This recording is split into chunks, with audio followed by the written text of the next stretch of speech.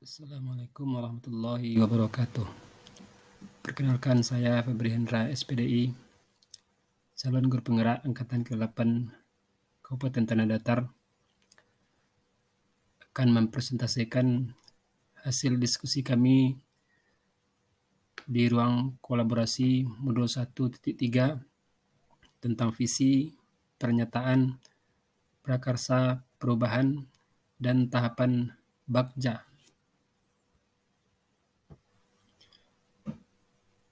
Kelas 0850 Sumbar dengan fasilitator Ibu Idupria SPD, pengajar praktik Ibu Hesti Maiza SPD SD. Anggota kelompok kami kelompok 1. Yang pertama saya sendiri Febri Hendra SPDI. Yang kedua Yalfida Witra MPD. Yang ketiga Yatmawati SPD SD. Yang keempat Nevi Alfira SPD SD. Yang kelima Wiki Afrial SPDI. Visi kelompok yang kami sepakati adalah mewujudkan siswa yang beriman dan bertakwa, berkarakter sesuai profil Pancasila, dan terampil. Pernyataan prakarsa perubahan meningkatkan keimanan dan ketakwaan murid melalui pembiasaan sholat berjamaah di sekolah. Adapun tahapan Bagja yang kami sampaikan, yang pertama membuat pertanyaan, yang kedua ambil pelajaran, yang ketiga gali impian, yang keempat jabarkan rencana, dan yang terakhir atur eksekusi.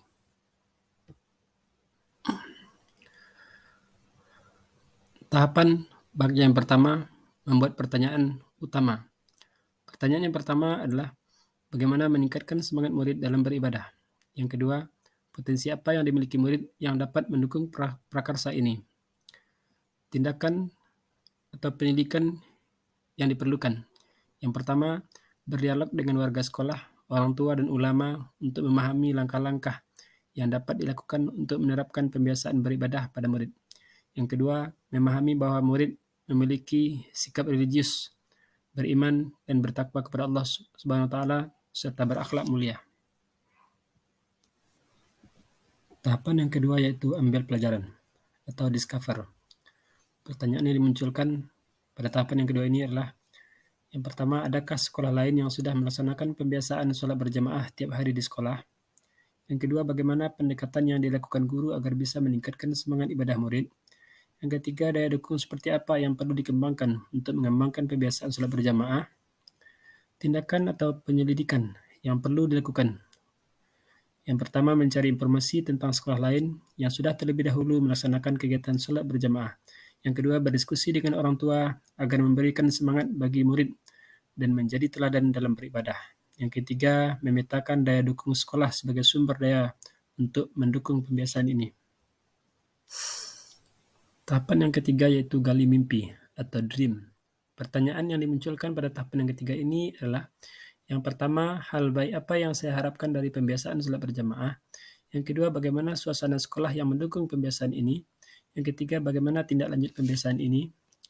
Tindakan atau penyelidikan yang perlu dilakukan. Yang pertama, mulai menerapkan pembiasaan dari semangat dan kedisiplinan murid dalam beribadah, dan diharapkan dapat mewujudkan profil pelajar Pancasila. Yang kedua, menciptakan suasana kelas dan lingkungan yang lebih agamis.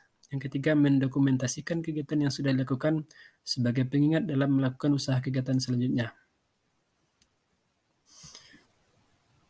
Tahapan yang keempat yaitu jabarkan rencana atau desain. Pertanyaan yang dimunculkan, yang pertama, strategi apa yang dapat dilakukan untuk menerapkan pembiasaan sholat berjamaah? Yang kedua, berapa lama waktu yang dibutuhkan untuk mencapai target yang diinginkan?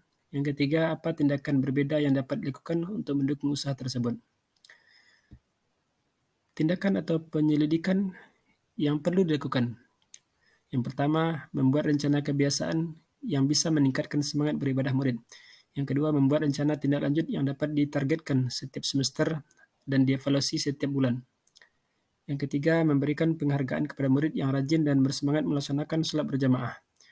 Yang keempat, menghadirkan ustaz atau ulama untuk memberikan tausiah agar ada peningkatan sholat berjamaah.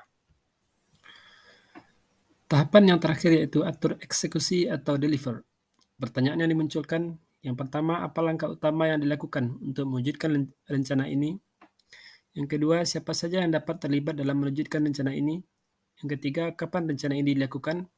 Yang keempat, bagaimana cara menjaga konsistensi dan keberlanjutan rencana ini? Tindakan atau penyelidikan yang perlu dilakukan untuk menjawab pertanyaan. Yang pertama, menyediakan musola yang nyaman bagi warga sekolah, tersedia air dan tempat beruduk. Yang kedua, melibatkan kepala sekolah, guru, murid, dan semua warga sekolah.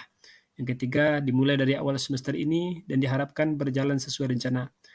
Dan yang terakhir, melakukan refleksi dan evaluasi bersama rekan sejawat dan kepala sekolah. Sekian presentasi dari hasil diskusi ruang kolaborasi yang dapat saya sampaikan. Thank you for your attention. Wassalamualaikum warahmatullahi wabarakatuh.